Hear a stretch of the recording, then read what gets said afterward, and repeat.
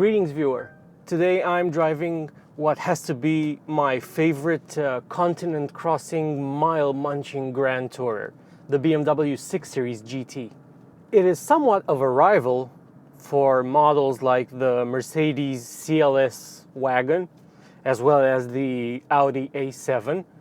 However, it is actually its own vehicle and probably the only example in its class, because it's neither a typical traditional fastback or hatchback, nor is it an SUV. If you park this alongside a BMW 5 Series, it will be slightly taller, while if you park it near an X5, you will notice that it is lower overall and you sit lower in this vehicle as well. Driving the 6 Series GT, you do feel like you are sitting a bit higher than in a normal vehicle, but at the same time, you don't feel like you're quite as high as in an SUV. To me, this feels like a Rolls-Royce Phantom driving position, because that vehicle is higher than typical sedans, but it's lower than SUVs. Even though this vehicle is available with the standard steel springs, you really want to spring for the optional air suspension that also gets active roll mitigation. Because with this optional suspension setup, this vehicle has to be one of the best riding vehicles and one of the most comfortable vehicles I've ever been aboard of. It is really remarkable, to be honest. And you know this is a BMW geared for comfort when you notice that when you press the comfort mode button, you are also given the option to select Comfort Plus, which is an extra comfort setting. And in this setting, this vehicle just glides over all imperfections in the road.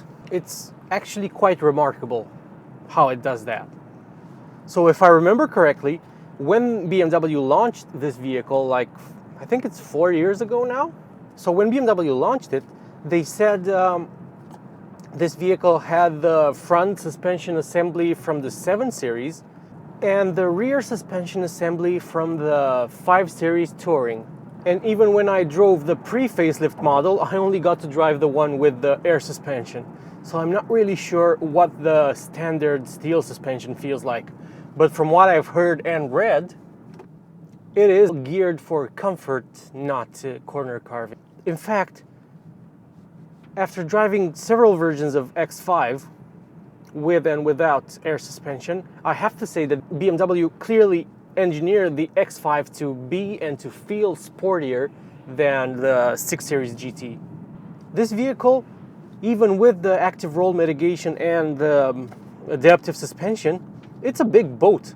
If you disable traction control and try to slide its tail out, you will have a hard time doing it, or it will be more difficult to control just because the body just like flops around like a big boat. You can certainly drive it quickly, and it doesn't understeer like an Audi or something like that, because it's still, even this all-wheel drive example that I'm driving today is still rear biased. So it will still tend to want to oversteer with the aids off. My tester also has rear wheel steering, which makes this 5.1 meter vehicle feel much shorter and more nimble. And when I was looking over the footage that I shot with my GoPro, with focusing on the rear tire while the vehicle was moving, I noticed that the rear wheels don't seem to turn as much as the front wheels. I noticed that you can turn the front wheels, the rears won't turn, and when you reach a certain lock angle, the rears turn all the way. I think it's like 7 degrees or something. So they turn like instantly whenever you reach a certain lock with the front wheels. Or at least that's what I think I observed. You can check out the footage and make your own mind up. So this is a BMW that you will cover continents with ease in. In fact, I think it is the best BMW Grand Tourer, which is why it is aptly named the GT. Because even though perhaps it's not a traditional Grand Tourer like a big low-slung coupe or something, it really does allow you to do a grand tour of Europe, let's say. And it will be extremely comfortable and cosseting, and it will just eat up the miles. The vehicle is super smart and packed with tech. And I would also say that it's around 2,000 euros cheaper in terms of base price compared to the X5. But even though I personally think that it's better than the X5 in every single conceivable way, last year when they launched the facelifted version, which is what I'm driving today, BMW announced that since the model went on sale, they managed to sell 50,000 examples in around, so it would have been 3 years. And that's nothing compared to how many X5s it sells. And it's also more comfortable than the X5. And my main gripe with the big and powerful SUVs is the fact that they are compromised in terms of comfort. Because in an SUV, you sit quite a bit higher than where the roll center of the vehicle is. When you're sitting in your seat, and your seat is like a pendulum, because you know the center of roll is like here, so whenever the vehicle moves from side to side, the movement is accentuated and you feel it more as a passenger. And it just moves you around like this. This is one of the things I hate most about SUVs, and people just don't seem to mind it. But for me, it makes the hair on the back of my neck stand up, especially when I know these people won't be using their SUV to go off-road. They just want to sit higher for no real reason. But if you want to sit a little bit higher for no reason, I highly, highly encourage you to test drive and compare this 6 GT to an X5 or any other SUV that you want to buy. So the 5 GT has 13.8 centimeters of ground clearance.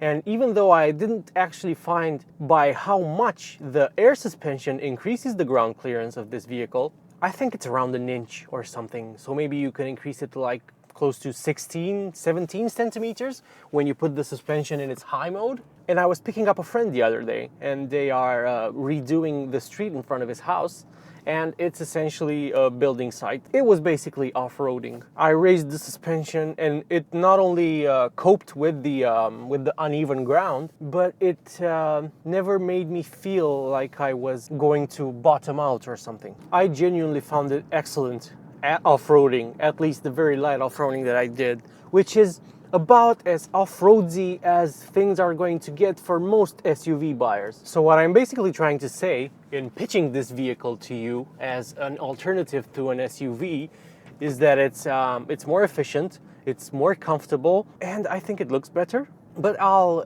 leave it up to you to decide if it's a worthy X5 opponent. I think it is. So the vehicle that I'm driving today is a very well-spec'd 640D xDrive with the M Sport pack. It was facelifted around the middle of last year, and BMW brought its design in line with the rest of its range, and I think it has completely transformed the look of the vehicle in the same manner that it did for the 5 Series, which I think looks better post-facelift. The facelifted 640D has the same 6-cylinder 3-liter engine, but it makes 20 more horsepower now, so it's up to 340, and 20 more Newton meters of torque. So the total torque number is now 700 Newton meters. The vehicle is also a mild hybrid now, and the integrated starter generator that this vehicle has adds 11 horsepower, and you access those 11 horsepower instantly. You don't have to wait for any turbos to spool up. Whenever you put your foot on the gas, the vehicle should be more responsive. A comparable version of this vehicle before the facelift was just under 2 tons. It was 1,935 kilos, if I remember correctly. But now that they made it a mild hybrid,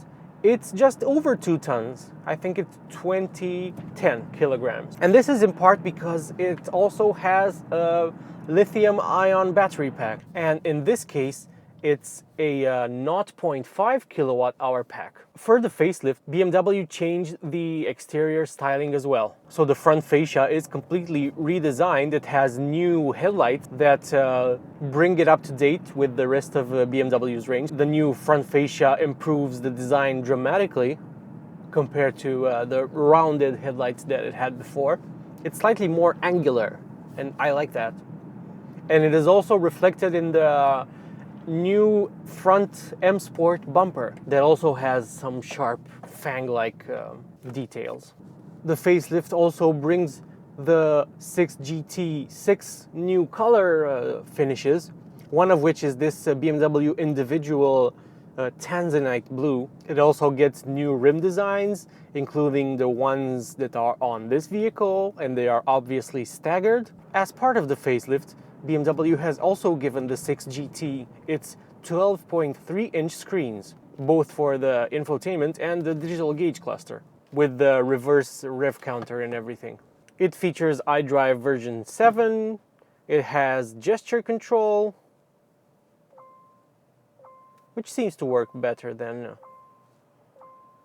it did before. It recognizes gestures without you really putting in an effort to adapt to the system instead of the system adapting to you. The facelift also brings extra voice commands, like in BMW's presentation video. They explain that you can now, for instance, ask the vehicle to open a window for you. My experience with such systems is not the best, so I'm not even going to try it. They still don't work. I don't have high expectations of voice command systems in cars, even premium cars like this one. The vehicle now also features laser lights whose high beam can shine at up to 650 meters, which is it's very impressive, and it's a good safety feature. It also has the reversing assistant that remembers the last 50 meters, and it can reverse for you in a tricky spot, for instance. So my tester has the M-Pack, which on the inside gives you the sport steering wheel, the black headliner, and I was gonna say the sport seats, but these don't look particularly sporty,